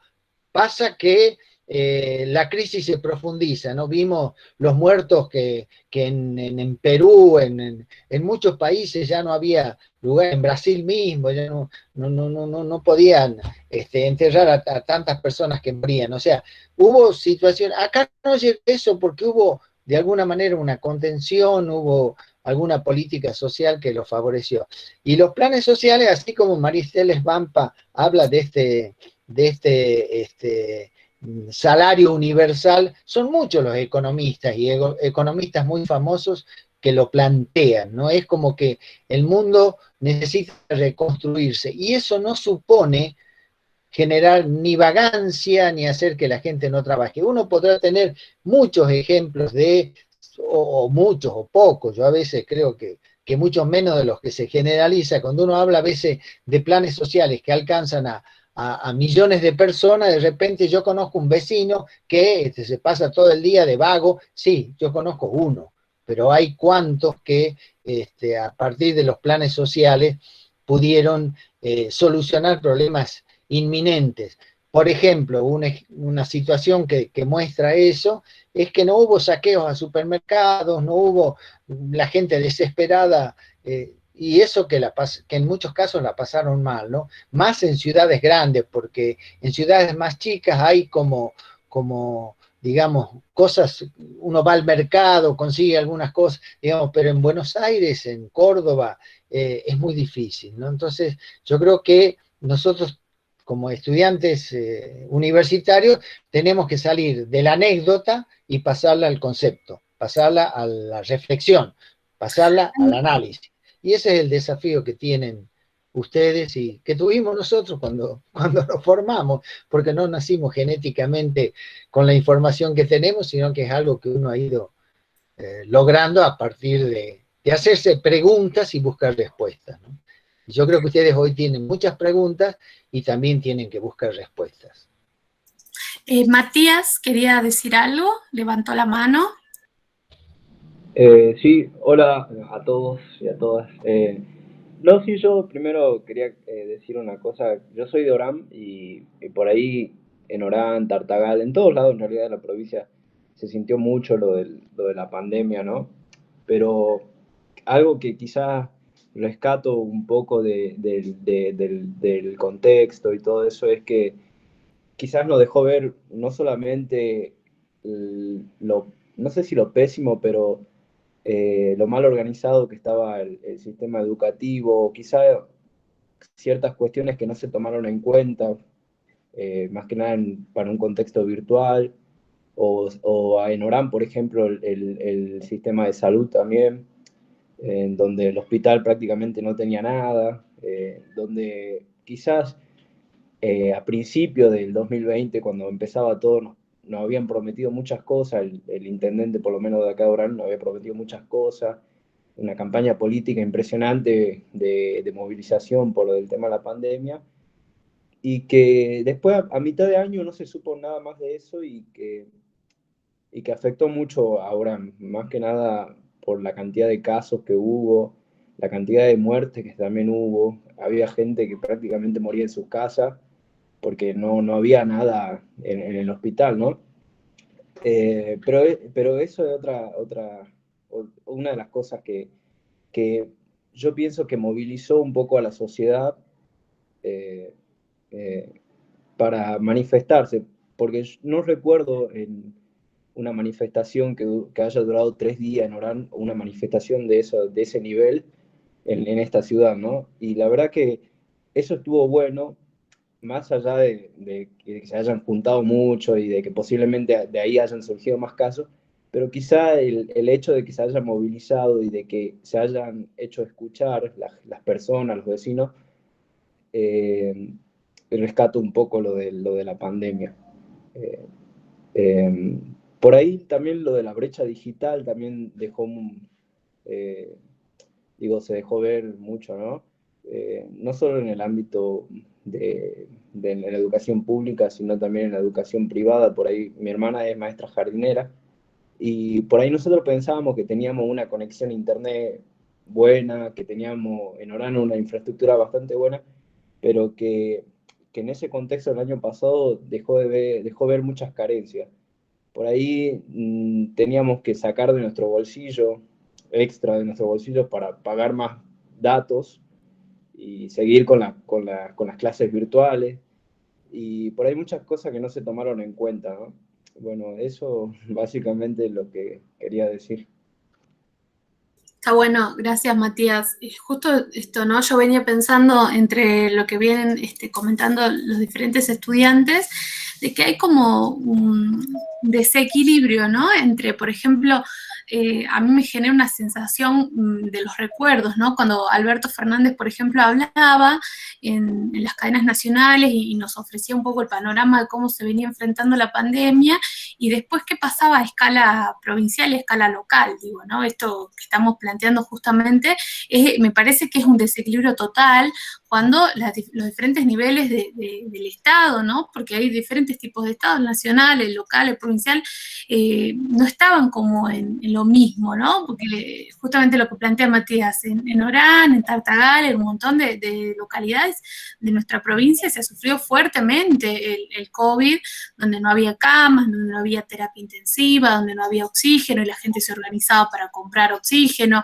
Digo, todas esas situaciones que fueron apareciendo también, digo, iba como en contracara de por ahí lo que se planteaba a nivel nacional o de lo que se venía, cómo se venían dando esas luchas, ¿no? Y creo que es un poco para pensar esas diferentes instancias, o por ejemplo, lo que pasó hace no hace mucho, ¿no? Cuando llegaron las vacunas, creo que a Tartagal, si no me equivoco, que hubo una denuncia de que se habían vacunado periodistas, piqueteros, etcétera, ¿no? Y vos decís, bueno, ¿qué pasa ahí? Si se supone que las vacunas están destinadas al personal de salud, al personal esencial, a las personas en riesgo, bueno, pasan estos desequilibrios que quedan un poco afuera, ¿no? Digo, yo también recuerdo cuando se tomó una medida nacional y después el mismo gobierno nacional que decía, descentralizaba las decisiones y dejaba que cada gobernador tome decisiones más específicas vinculadas a la situación de la pandemia en cada provincia, ¿no? Entonces tenía al gobernador Sáenz tomando decisiones para nuestra provincia, teniendo en cuenta los casos, y muchas veces nos hemos sentido quizás decepcionados o esperando más o esperando que pasara algo, y el tema de la educación fue central, digo, el retorno a las aulas también, ahora presencial, deja mucho que hablar, ¿no? Porque justamente la brecha digital no se ha podido enfrentar, no se ha podido tomar políticas que puedan enfrentar esa desigualdad, que desde el vamos sabíamos que había una gran desigualdad, ¿no? Y durante todo este tiempo no se ha podido luchar contra eso. Hubo algunas medidas, algunas intervenciones, incluso la universidad, por ejemplo, dio algunas becas de conectividad, pero no fueron suficientes, como plantea Matías, ¿no? Los datos no me alcanzaban para conectarme, no podía acceder a las clases en vivo. Digo, es una medida que sigue pasando y creo que un poco también, ¿no? El retorno a las aulas presenciales que tiene la escuela pública hoy, por ejemplo, donde los maestros y las maestras no tienen los mejores recursos, no hay alcohol en gel, no hay agua en algunas escuelas, hay escuelas que no pueden arrancar las clases justamente por esto. Entonces, nos siguen planteando esos desequilibrios locales, nacionales, ¿no? Y regionales para pensar un poco la pandemia, ¿no? Creo que es bien interesante lo que vienen planteando. ¿Alguien más quiere contar algo más? Sol, levanta la mano. Profe, en realidad con esta pandemia hemos quedado expuestos. Esa creo que sería la palabra, porque se ha visibilizado muchas cosas, muchas realidades que no las veíamos, más en la educación. Mi mamá es directora de un colegio rural y todo esto empezó con la conectividad, que bueno, que las videollamadas, pero los chicos lamentablemente no poseían internet, no podían conectarse, no tenían clases, llegaban las partidas de los cuadernos que enviaba el Ministerio de Nación, no se las podían entregar, era imposible, mi mamá las iba a buscar, pero desde supervisión le dijeron, directora, no puede ir al colegio y entregárselo a los chicos. Y era una cosa que uno entraba al ministerio y veía todos los libros apilados y decía, los chicos, ¿cómo estudian? ¿Cómo siguen? Y fue una cuestión de darse vuelta con lo que había, con lo que tenían, y bueno, sí, se fueron armando los grupos de WhatsApp y los chicos pudieron finalizar, algunos quedaron con materias, pero eso también fue tema de que llegaron las computadoras, llegaron las netbooks para los chicos, pero no hay, es un pueblo rural donde no existe el internet, hay que salir a la ruta y con suerte se puede mandar algún mensaje o algo, entonces era imposible la llegada de las computadoras, el uso también. También pasó que ese colegio no pudo empezar las clases este año porque al ser una escuela rural está dividida en tres, en lo que es San Agustín, el Guayco y la isla, y en la isla ellos tomaban clases en el galpón municipal, y había un solo baño que eran para docentes y alumnos, y este año ya la municipalidad los echó directamente al colegio y le dijo que no podían estar ahí. Y los chicos de la isla, por ejemplo, están sin clases, mientras que San Agustín y el Guayco están siendo normalmente. Entonces nos ponemos a pensar cómo puede ser que algunos lugares se construyan escuelas, instituciones, y ese colegio está hace 5 años, olvidado por todos, y no pasa más nada, compartiendo una escuela, porque el secundario comparte con la primaria, tienen 2, 3 aulas donde están todos los chicos, y no es así, y nadie se hace eco de esta situación. Es lamentable realmente la educación, y con la pandemia realmente hemos quedado muy expuestos. Muy bien, gracias por compartir, ¿no? Bueno, no sé si alguien más quiere comentar algo antes que vamos cerrando la clase. Qué bueno que se hayan animado a hablar y un bajón que sea justo en la última clase, pero bueno, está bueno que se animen a contar sus experiencias también porque nos ayudan a enriquecer esto que venimos charlando con el profe, ¿no? Comentando un poco desde lo que plantean algunos autores, pero también que lo vemos en la realidad expresada. Bueno, no sé si alguien más. Insisto que lo importante es poder analizar la realidad y conceptualizarla, ¿no? Porque como ahora que están en el proceso de elaboración de la tesis, hay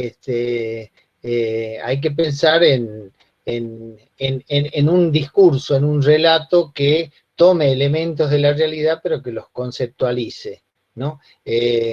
Lo que nosotros siempre decimos que uno tiene que transformar el sentido común, es decir, eso que aparece como situaciones vivenciales, hay que tratar de ver y preguntarse por qué, ¿no? Así, digamos, ¿por qué esta falta de conectividad? ¿Por qué no hubo políticas de conectividad? ¿Por qué esta falta de estrategias para repartir los materiales que llegaron de Nación? Y bueno, porque no hubo una logística que permita hacerlo, porque en otros lugares sí se hicieron.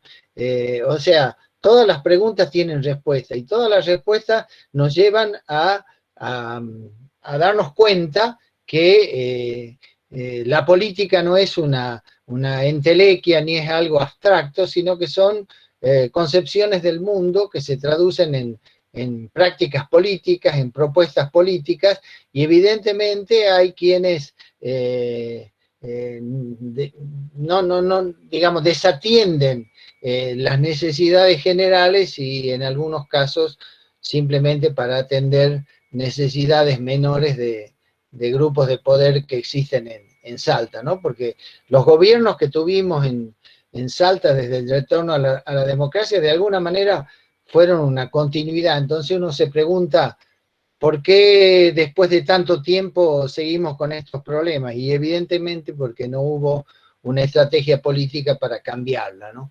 Y el objetivo es siempre tratar eso, ¿no? De modificar esa realidad y a partir de la participación, de la utilización de los medios para poder poner en discusión todas estas cuestiones. Y ustedes están en la carrera que han elegido, que tiene que ver con eso, ¿no? O sea, construir alternativas, discursos, hacer críticas cuando sean necesarias, fundadas siempre, es decir, porque las críticas parten de un punto de vista que cuestiona al otro punto de vista. Entonces, bueno, por eso que insistimos en la necesidad de una formación sólida para poder enfrentar estos desafíos, ¿no? Bueno, esperamos que puedan preparar la materia con los mayores elementos posibles. Ustedes saben que pueden consultar a través de los correos, a través de alguna clase vamos a hacer para que podamos aclarar temas, aclarar cuestiones. Es importante que ustedes lean los materiales y vean dónde están las dificultades, y cuando hagamos una reunión, ustedes traigan cuestiones concretas, ¿no? De textos o de cosas, inclusive cosas que ustedes quieran discutir sobre los textos que han leído. Eso también es un elemento importante en el estudiante universitario, así que bueno, los esperamos, antes de que tengan que rendir, los esperamos para aclarar las dudas que puedan tener. Bien, bueno, entonces vamos cerrando la clase y les recuerdo que la semana que viene tienen el parcial, después la otra semana el recuperatorio. Ahí en el foro de novedades de la plataforma Moodle está especificado cómo va a ser cada una de estas instancias.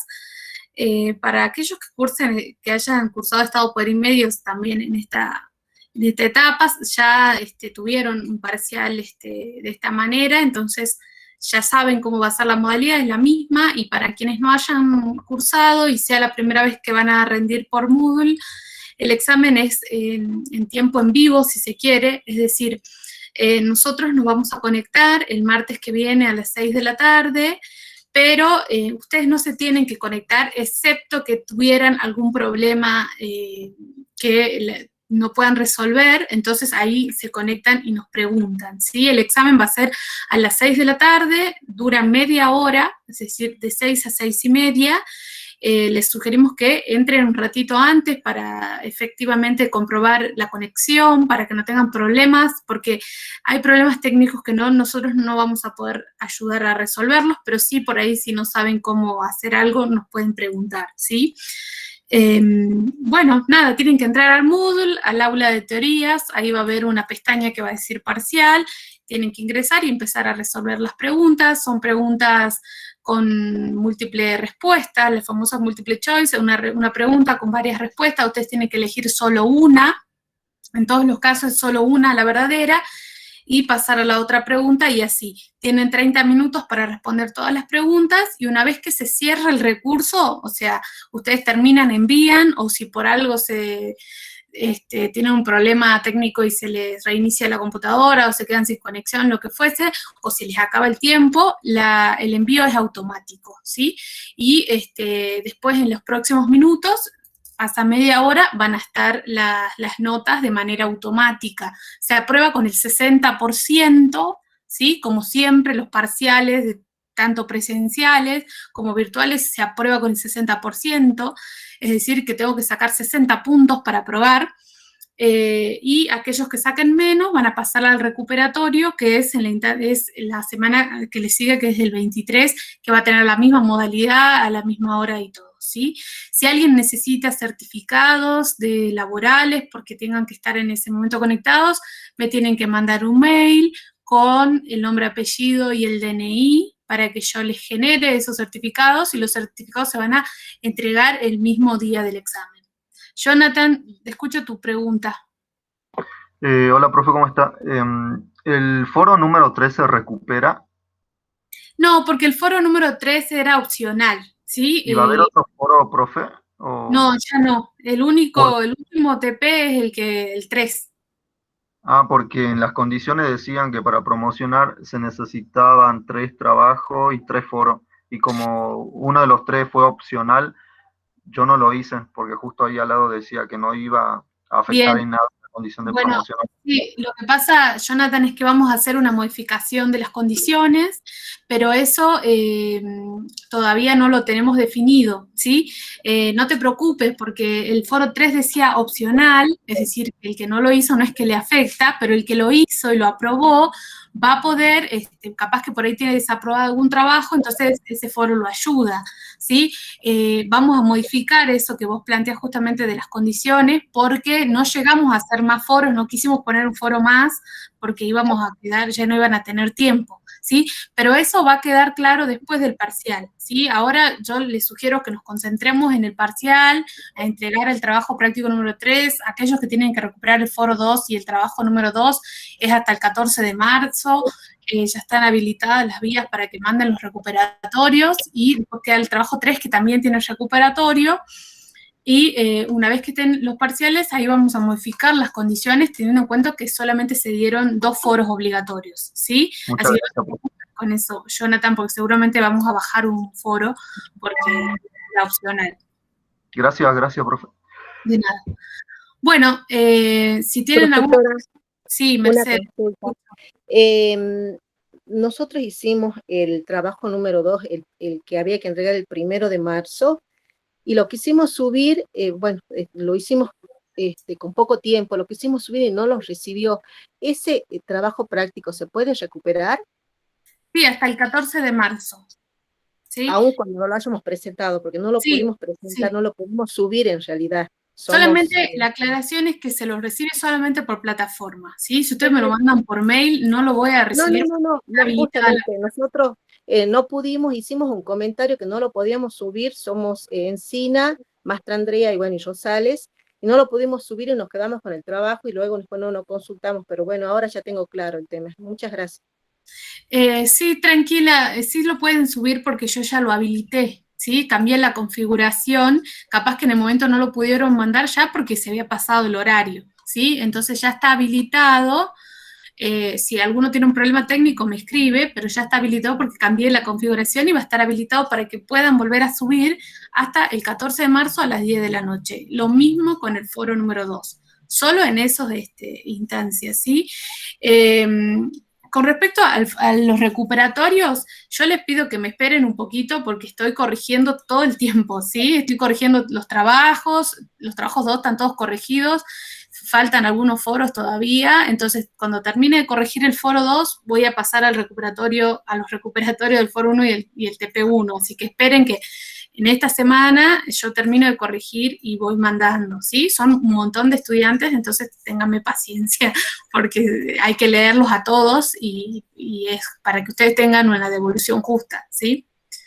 Bueno, entonces, a prepararse para el parcial, a estudiar, como les dije hace rato, nosotros nos vamos a conectar, pero solamente vamos a publicar el link en la plataforma para que ustedes se conecten si es que necesitan alguna ayuda de algún problema, si no, no se tienen que conectar, y una vez que se termina el parcial les va a venir la nota, ¿sí? Y lo mismo el recuperatorio.